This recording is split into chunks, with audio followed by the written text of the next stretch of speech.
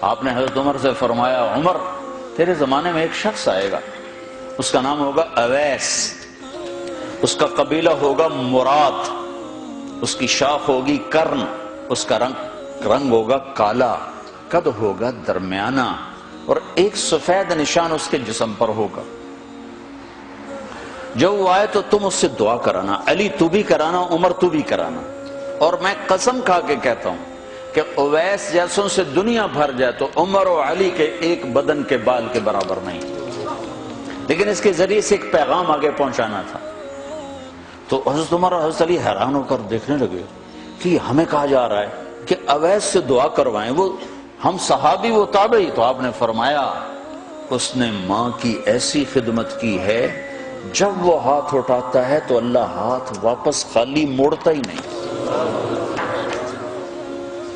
یہ پیغام پہنچانا تھا کہ ماں باپ کے آگے جھکو۔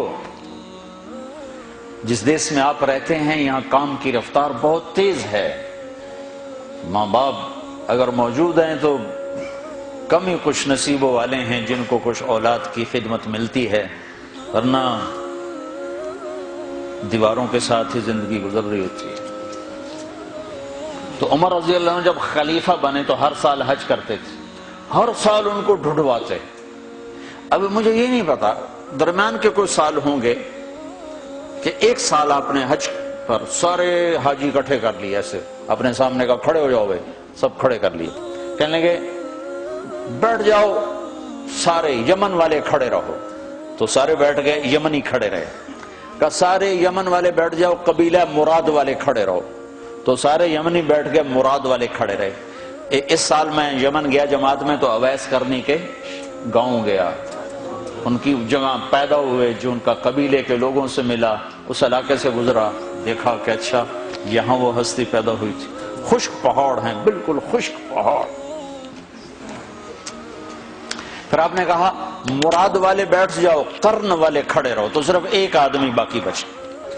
تو آپ نے اس سے پوچھا تم قرنی ہو؟ کہ جی ہاں۔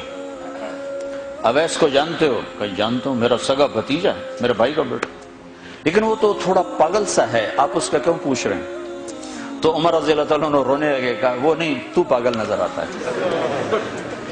پھر آپ نے پوچھا کدھر ہے؟ آیا ہوا ہے حج میں؟ ہے کہ جی ہے۔ کدھر ہے؟ کہ جو اونٹ چرانے نکلا تھا عرفات کی طرف۔ تو حضرت عمر نے حضرت علی کو ساتھ لیا اور دوڑ لگائی اور پہنچے عرفات کی طرف، تو دیکھا تو ایک آدمی ایک کیکر کے درخت کے نیچے نفل پڑھ رہا اور اونٹ اس کے چاروں طرف چر رہے۔ تو یہ دونوں حضرات بیٹھ گئے، تو انہوں نے اویس نے محسوس کیا کچھ آ گئے لوگ، تو انہوں نے نماز مختصر کر دی، سلام پھیرا۔ تو حضرت عمر نے پوچھا کون ہو بھائی؟ کہا جی مزدور ہوں۔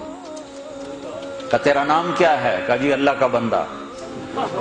کہا بھائی ہم سارے کے بندے ہیں، میں پوچھ رہا ہوں جو نام تیری ماں نے تیرا رکھا وہ کیا ہے؟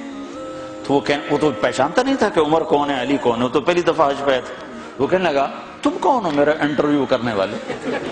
انٹرویو تو میں اپنی طرف سے کہہ رہا ہوں۔ میں کہا تم کون ہو میرا پوچھنے والے؟ تو حضرت علی بولے یہ امیر المومنین ہیں عمر بن خطاب، اور میں ہوں علی بن ابی طالب۔ پھر وہ ایسے ایک دم گھبرائے، دونوں کو سلام کیا، میں معذرت چاہتا ہوں میں نے پہچانا نہیں۔ تو عمر رضی اللہ عنہ نے فرمایا ہاتھ اٹھا، ہاتھ اٹھا۔ برمنگھم والوں کو پیغام پہنچے کہ ماں کی خدمت کیسے کی جاتی، کہ عمر جیسا ہاتھ اٹھوا رہا ہے، علی جیسا، علی جیسا۔ تو وہ کہنے لگے میں آپ کے لیے کیسے ہاتھ اٹھاؤں، میری اوقات ہے کہ میں آپ کے لیے دعا کروں؟ کہاں، ہمیں ہمارے نبی کا حکم تھا کہ اویس آئے تو اس سے دعا کروانی ہے، کہ جب وہ ہاتھ اٹھاتا ہے تو وہ ہاتھ خالی نہیں آتے۔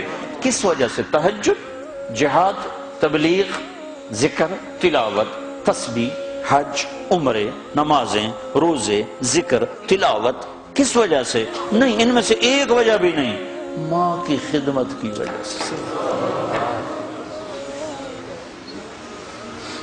پھر ایک اور جگہ آپ نے فرمایا کہ لوگ جب جنت میں چلیں گے تو اویس بھی چلے گا، جب جنت کے دروازے پر پہنچے گے تو اللہ تعالیٰ فرمائیں گے اویس کو روک لو باقی کو جانے دو۔ تو اویس گھبرا جائیں گے، کہیں گے یا اللہ مجھے کیوں روک لیا ہے؟ تو اللہ تعالیٰ فرمائیں گے ٹھہر جاؤ، جانے دو ان کو۔